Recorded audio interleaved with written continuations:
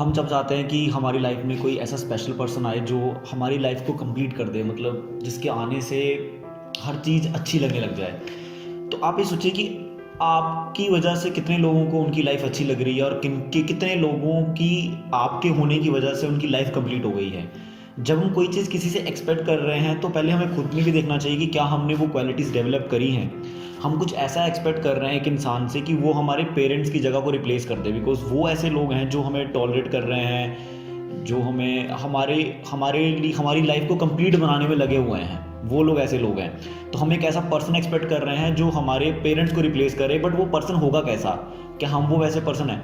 तो अभी मैं आपके साथ 3-4 कुछ ऐसी क्वालिटीज़ डिस्कस करूँगा जो हर एक इंसान को अपने अंदर डेवलप करनी चाहिए। मैं भी अपने अंदर डेवलप करने की कोशिश कर रहा हूँ, बिकॉज इसे लॉन्ग टर्म प्रोसेस, ऐसा नहीं कि आप एक ही दिन में डेवलप कर लोगे सारी क्वालिटीज़। बट स्टिल अगर आप ये चीज़ प्रैक्टिस करोगे और इस चीज़ को ध्यान में रखोगे तो ये है कि आप अपने मोस्ट ऑफ रिलेशनशिप्स में आपकी अंडरस्टैंडिंग जो होगी कुछ भी कॉन्फ्लिक्ट्स की, वो आप रिजॉल्व कर सकते हो बड़ी इजीली। सबसे पहली पॉइंट है, सबसे इंपॉर्टेंट चीज़ है ये, वो है लिसनिंग। सुनना बहुत ज़्यादा ज़रूरी है। यहाँ सुनने में थोड़ा सा डिफरेंस है। एक है गर्लफ्रेंड बॉयफ्रेंड को सुनना और एक है हमारे जो पेरेंट्स हमें सुन रहे हैं। कई बार ऐसा होता है हम अपनी प्रॉब्लम बहुत सारे लोगों को बताते हैं, सबको बताते हैं यार ऐसा हो रहा है, वैसा हो रहा है, ऐसा हो रहा है, वैसा, मतलब सबको पूरी अपनी हर तरीके से अपनी प्रॉब्लम बताने की कोशिश कर रहे होते हैं और सोच रहे होते हैं यार कहीं से बेस्ट सोल्यूशन मिले। बट उस समय मैक्सिमम टाइम मैंने एक चीज़ देखी है कि वो बेस्ट सोल्यूशन पता कौन देता है? हमारे पेरेंट्स। जब हम अपने पेरेंट्स के साथ वो चीज़ डिस्कस करते हैं ना, और वहाँ से जो सोल्यूशन आता है वो सोल्यूशन होता है जो हम एक्सपेक्ट कर रहे होते हैं। हमारे पेरेंट्स एग्जैक्टली वही चीज़ के लिए हमें हाँ बोलते हैं या वही चीज़ के लिए हमें सपोर्ट करते हैं। वो उस समय की हमारी कोर नीड को समझते हैं कि हमारा बच्चा इस समय क्या चाहता है, वो क्या सुनना चाहता है और क्या करना चाहता है। वो उस समय हमें पूरा सपोर्ट करने के लिए तैयार होते हैं। So listening means to understand the need of your partner.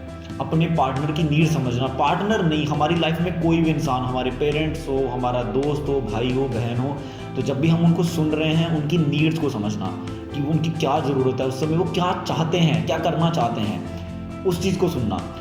और समटाइम ऐसा होता है कि हम सुन तो रहे होते हैं बट हम वो बोलने की अर्ज में रहते हैं जो हमारे अंदर चल रहा होता है कि फटाफट उसको ये बात बोल दूंगा तो बस खत्म हो जाएगा।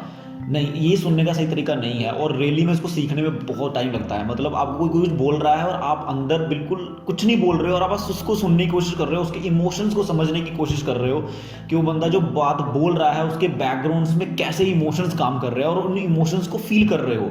तो ये जो क्वालिटी, ये जो लिसनिंग होती है ना, इसको बोलते हैं एक्चुअली लिसनिंग। और हमारे पेरेंट्स अनकॉन्शियसली और कॉन्शियसली ये वाली लिसनिंग करते हैं। वो हमारे इमोशंस को पकड़ लेते हैं जब हम उन्हें बोल रहे होते हैं, क्योंकि इतना ज़्यादा प्यार करते हैं वो हमसे। दूसरा है फ्रीडम ऑफ डिसीजन लेने की आज़ादी देना। हमारे पेरेंट्स हमें डिसीजन लेने की आज़ादी देते हैं। नो डाउट वो भी हमें कुछ गलत करते हैं तो हमें उसमें रोकते हैं, हमें सपोर्ट करते हैं। सपोर्ट कब करते हैं? मतलब हम उनके रोकने पे भी हम लोग कई बार वही चीज़ करते हैं जो हमें करनी है। हम पूरा जोर लगाते हैं भाई हमें करनी है, मतलब करनी है। बिकॉज हमारे मन में डर नहीं होता कि हमारे पेरेंट्स हमें छोड़ देंगे। पार्टनर्स के, गर्लफ्रेंड बॉयफ्रेंड के चक्कर में हमारे मन में ये डर रह जाता है।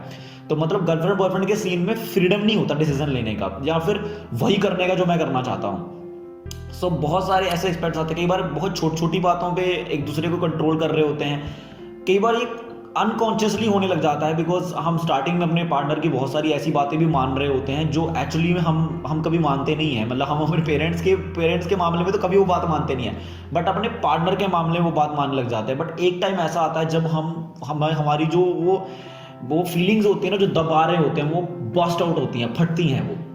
तो इस समय हमें समझना चाहिए कि अगर हम अपना कोई डिसीजन लेना चाहते हैं तो हमें अपने पार्टनर्स को खुल के बोलना चाहिए कि भैया मैं ये चीज़ करना चाहता हूँ। और हमारा पार्टनर भी अगर किसी चीज़ को लेके कंफ्यूज है या डिसीजन लेना चाहता है या कुछ करना चाहता है तो हमें उसको सपोर्ट करना चाहिए, वैसे ही जैसे हमारे पेरेंट्स करते हैं। जब हम उनकी बात नहीं मान के कोई डिसीजन लेते हैं, उस पर काम करते हैं, उसमें गलती हो जाती है, फिर भी वो हम डांटते हैं, नो डाउट लड़ाई करते हैं, गाली देते हैं, बट हमारी सपोर्ट में हमेशा खड़े रहते हैं। कभी आपको ये डाउट नहीं आएगा कि भाई इसके बाद मेरे माँ बाप तो मुझे घर से निकाल देंगे और फिर उसके बाद कभी मेरे से बात नहीं करेंगे। ये डाउट कभी नहीं आता। अब ये वाली जो अंडरस्टैंडिंग है ये कैसे क्रिएट होती है या कैसे क्रिएट कर सकते हो आप अपने पार्टनर के अंदर, ये तीसरा पॉइंट समझना बहुत जरूरी है। वो है अपना समझो। जिस इंसान को आप अपना लाइफ पार्टनर बनाना चाहते हो, जहाँ अभी बोल रहे हो कि गर्लफ्रेंड बॉयफ्रेंड है और हम फ्यूचर में लाइफ पार्टनर बनेंगे, तो भाई पहले उसको अपना समझना तो शुरू करो। जैसे आपके भाई हैं, आपकी बहन है, आपकी माँ है, आपका बाप है, लीचड़ लोगों की बात नहीं कर रहा जो अपने माँ बाप को और अपनी फैमिली को छोड़ देते हैं, मैं उन लोगों की बात नहीं कर रहा। मैं जनरल लोगों की बात कर रहा हूँ जो आम इंसान है, जो पागल नहीं हो गए हैं, ठीक है। तो मतलब यार हम अपना नहीं समझते, अपनी गर्लफ्रेंड को, अपने बॉयफ्रेंड को अपना नहीं समझते, इसीलिए हम उन्हें हमेशा छोड़ी तो कुछ भी गलती होने पे या कुछ भी टॉलरेट करना पड़ जाए है ना, अगर हमें, जो हम उनके अंदर चेंज नहीं कर सकते, हम लगातार ये चीज़ होती है कि आप उसके अंदर ऐसी चीज़ों को टॉलरेट करो जो आप चेंज नहीं कर सकते, बिकॉज हमारे पेरेंट्स, हमारे फैमिली मेम्बर्स हमारे अंदर वो चीज़ें टॉलरेट कर रहे होते हैं जो वो कभी चेंज नहीं कर सकते, वो हमें टॉलरेट कर रहे होते हैं। तो ये टॉलरेशन की पावर तभी आती है जब आप उस इंसान को अपना मानो, अपना समझो कि हाँ भाई, मतलब जैसे मेरे मम्मी पापा हैं, जैसे शादी करके एक लड़की हम घर पे लेके आ जाते हैं, तो अब उसको अपना मानते हैं, उसको टॉलरेट करते हैं, अपने पार्टनर को टॉलरेट करना बहुत ज़्यादा ज़रूरी है। और टॉलरेट तभी कर पाते हो जब आप उसको अपना मानो एज ए फैमिली मेम्बर, क्योंकि आप उसको फैमिली मेम्बर तो बनाना चाहते हो, बट आप उसको अपना नहीं मान रहे। फैमिली मेम्बर बनाना चाहते हो बट अपना नहीं मान रहे, आप उसको तुरंत छोड़ते हो, भाड़ में जा तू, मतलब ही नहीं है तेरे से कोई, तू सुन ही नहीं रहा मेरी।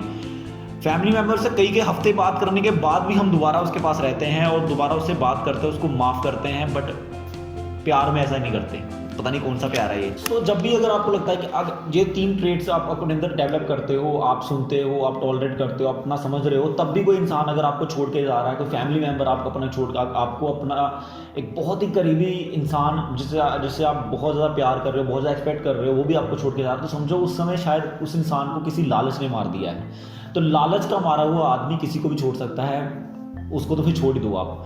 बट ये है कि इन 3 पॉइंट्स को अगर मैं कंक्लूड करूं और एंड करूं इस वीडियो का, तो मैं ये बोलना चाहूँगा कि अगर आपको रियली में अपनी लाइफ में रिलेशनशिप्स को बेस्ट एंड तक पहुंचाना है ना, तो आपको सबसे पहली चीज़ जो करनी है वह अपने आप को समझना है, क्योंकि आप जितना अपने आप को समझोगे उतना ज़्यादा आप ह्यूमैनिटी को समझोगे, आप ह्यूमन बिहेवियर को समझोगे। दूसरा है स्पिरिचुअलिटी को समझो, क्योंकि स्पिरिचुअलिटी से हमारी रियलिटी के ऊपर अंडरस्टैंडिंग बढ़ती है और उससे हम ह्यूमन नेचर को बहुत अच्छे से समझ पाते हैं और कुछ इस नेचर को भी समझ पाते हैं कि हाँ ये प्रकृति है, किस तरीके से काम करती है, नेचर के लॉज को समझना बहुत ज़्यादा जरूरी है, क्योंकि समटाइम हम नेचर के लॉज के अंदर फंस के भी कुछ काम कर रहे होते हैं। इस दुनिया में कोई भी इंसान अच्छा या बुरा नहीं है, अच्छे बुरे हालात हो जाते हैं और उन हालातों के अकॉर्डिंगली हम अपने आप को बर्दाश्त नहीं कर पाते। Thank you so much.